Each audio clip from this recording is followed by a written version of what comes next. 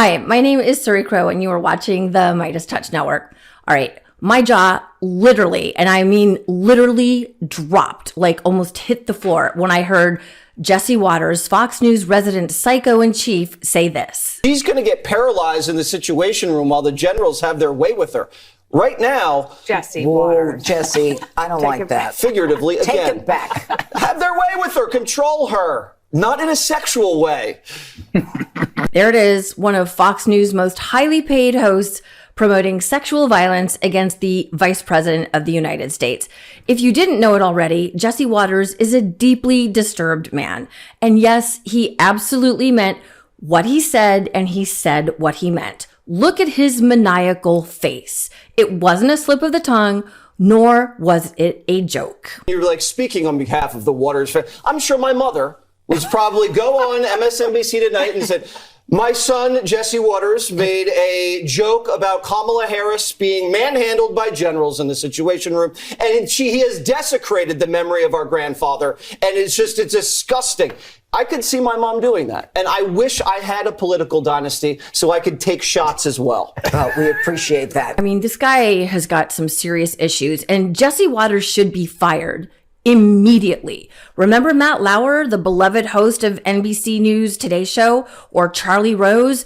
Big-time news anchors, they were terminated after evidence of their sexual abusive behavior surfaced. Immediately gone. And rightly so. But as far as I can tell, Rupert Murdoch and company are A-OK with Watters promoting rape culture. I mean, Watters basically bragged about stalking his second wife in a criminally predatory way on air. Listen to this. I was trying to get Emma to date me. First thing I did, let the air out of her tires. She couldn't go anywhere. She needed a lift. I said, hey, you need a lift? She hopped right in the car. Does she know this story? No, she doesn't know the story. Does she watch the Now show? She does. Jesse Jr. does. You're basically the Zodiac killer. It has a happy ending. Really? Yes, we're married. boy. Did you really do that? Is that the first time you did it, or did you use that before? It works like a charm. Janine, that's just so funny. Dude, that is what serial killers do. I am getting American Psycho vibes. Murdoch entities have a track record of allowing their star performers to behave in vile, misogynistic, and sexually predatory ways. I mean, just remember Tucker Carlson. Remember the multi-millions of dollars that Bill O'Reilly paid out to silence Fox employees whom he allegedly sexually abused for years before Rupert Murdoch finally fired him, but with a huge multi-million-dollar golden parachute payout. Former Fox News CEO, the late Roger Ailes, paid out millions of dollars to star hosts like Gretchen Carlson for allegedly sexually abusing her and others as well. But despite those multi-million-dollar payouts, the culture of sexual violence and lies continues to thrive over at Fox. You know why? Because millions of viewers allow it to continue by tuning in and making the Murdoch corporations billions and billions of dollars. Here's Watters again, this time body shaming Kamala Harris after she relatably admitted that when Donald Trump won in 2016, she ate a bag of Doritos. She did explain why she likes Doritos. She said after she found out Trump won in 16, she sat there with like a big family-sized bag of Doritos and ate the whole thing. Yeah. She obviously eats her feelings, and when she experiences anxiety, she puts a lot of food in her mouth. I'm worried if she's elected commander-in-chief, she's going to become so anxious, she's going to end up looking like walls. Okay, the woman vote, again, coming home for the Republicans. No. Fox, the propaganda network, the mouthpiece for Donald Trump, a convicted felon, an adjudicated rapist, and also the man who was close friends with child sex trafficker Jeffrey Epstein. You know, I read through the court documents of a case titled Katie Johnson versus Donald J. Trump. Katie Johnson is actually a pseudonym for, she's now a woman, but at the time, this was a child who had barely turned 13 years old when, according to the court documents, she was repeatedly raped by Donald Trump at Jeffrey Epstein's mansions. And according to the court documents, at one of those occasions, when she begged him to wear a condom, he violently struck her in the face. And when she asked what would happen if he impregnated her, again, according to the court documents, he grabbed his wallet and threw some money at her. This is a child, and screamed she should use it to get, quote, a fucking abortion. Yeah.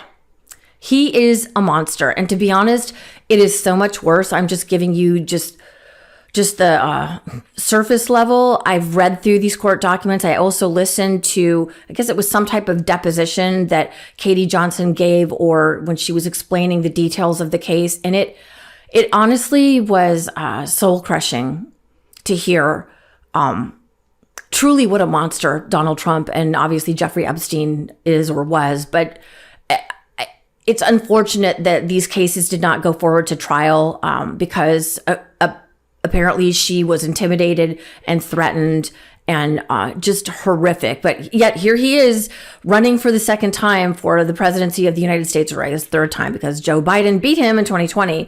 But again, this is who Donald Trump is, and it is the culture that MAGA and Fox promotes. Yeah, it's a bad guy. He just quit, He's quitting the rest. Is that right? Yep, I got him out of the race. And that means we have Kamala. I think she's going to be better. She's so bad. She's so pathetic. It's so amazing. It's just so fucking bad. And my question is, how long are we going to tolerate a culture of violence against women? How long are Fox viewers going to tune in and sign off on monsters like Jesse Waters and Donald Trump and make it worth it for the Murdochs to pay off the lawsuits, just the cost of doing business over there? Here's a photo, you may have seen it, that Trump reposted on his social media platform the other day, a picture of Hillary Clinton and Kamala Harris from a few years back. And the caption says, quote, "Funny how blowjobs impacted their careers differently."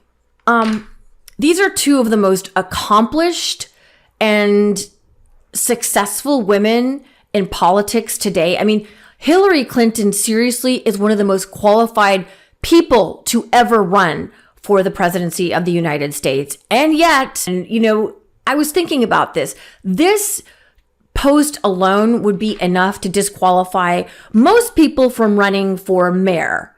However, Donald Trump is apparently allowed to get away with this kind of stuff, or the people in the Republican Party. I mean, can you imagine if President Biden or former presidents Obama or Clinton posted something this revolting? Why is it acceptable for Republicans to get away with like this? I mean, it makes my skin crawl. The New York Times would run headlines for days. The Washington Post would have columns calling for President Biden to resign immediately. I mean, for God's sakes, these outlets certainly did that because the poor man has a stutter and a slight limp. But for Trump, it's just another blip on the radar of his misogyny and poisonous rot spewing into the atmosphere. Here is Republican Congresswoman, MAGA acolyte Nancy Mace talking about why she, as a rape survivor, is going to vote for Donald Trump. And so, as a woman, I want to vote for someone who's going to protect women like me who are survivors of rape. I want to vote for someone who's going to protect children who are victims of incest, like Donald Trump will. I mean, are you kidding me? My ears did backflips when I heard that. What are you doing? This is a United States Congresswoman who is lying through her teeth or is in some kind of brainwashed fog. She is a rape survivor, is saying that Donald Trump is going to protect women. And after what I told you about that court case and his alliance with Jeffrey Epstein, going to protect children? Donald Trump is an adjudicated rapist, but she's going to trust him to protect children. I cannot even. It infuriates me. Here's a tweet from Aaron Rupar that really sums up the sickening double standards that women, and frankly, a lot of us are having to deal with at this point in time. He put this out. It makes me feel like I am on crazy pills listening to pundits talk about the, quote, high stakes of tonight's CNN interview for Kamala Harris when her opponent is desecrating Arlington, it should say Arlington National Cemetery, actually, and amplifying disgusting misogyny on social media. Voting for Trump is a profoundly ugly and irresponsible choice that should not be normalized. Yeah. Like, why is this so difficult? Why, like, I've been reading all these articles and they're talking about this insanity that happened at the Arlington National Cemetery. Like, there's a both sides to it. Well, the Trump campaign says this. Please, the Army releases a statement saying what happened. They never do that. In this case, according to the Army, the Trump campaign or one of the staffers shoved a federal employee. How long are Fox viewers going to tune in and say that this is okay, and then march off to church on Sunday and talk about how, they are a party of family values and Christianity? And if you watch my videos or have in the past, I love to call out the culpability of the legacy corporate media, which I used to be a part of. Why is Kamala Harris's interview, and when she gives it, a bigger freaking deal than Donald Trump's campaign breaking federal laws at the Arlington National Cemetery and putting up posts that are so disgusting and revolting about Kamala Harris and Hillary Clinton, when one of his staffers, like I said, allegedly physically pushed a federal employee, which should be a federal crime.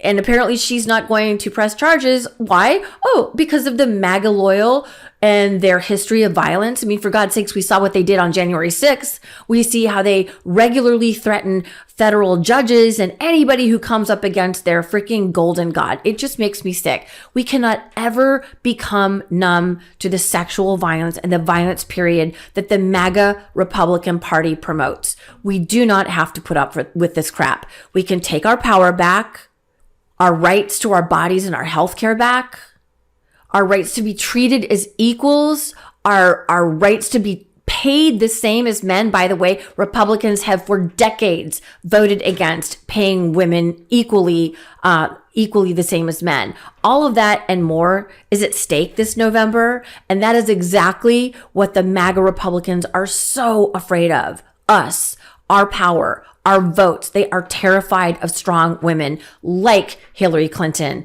and Kamala Harris. So they try to make us feel unsafe. I saw this tweet the other day and it really struck me like an arrow to the heart.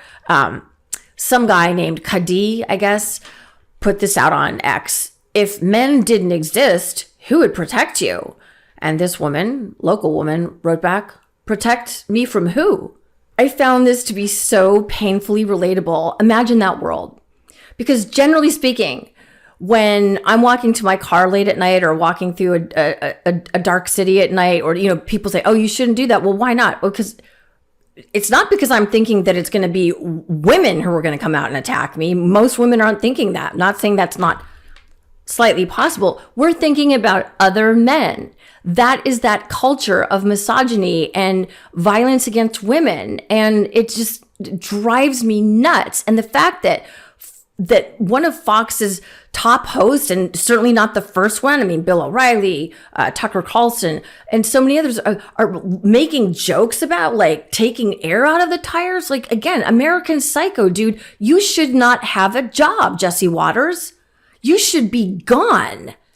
It's just really gross. And the way that we can send out the message collectively is to turn those channels off, to stop allowing them to make money off of sexual violence and rape culture and so forth. And so, yeah, we got to stand up collectively and promote strong, independent networks like the MeidasTouch network, and to promote strong women and equality and all of the things that women deserve, to be independent and not to have our rights taken away from us, which is exactly what the MAGA Republicans and Project 2025 and the Mike Johnsons and the JD Vances are pushing. They do not want women to even have a remote standing in society, and they've already made some inroads. So I say we're taking our power back. And also I say let's uplift the kind, respectful voices of people like President Biden, who wrote the Violence Against Women Act, which the Trump administration rescinded, by the way.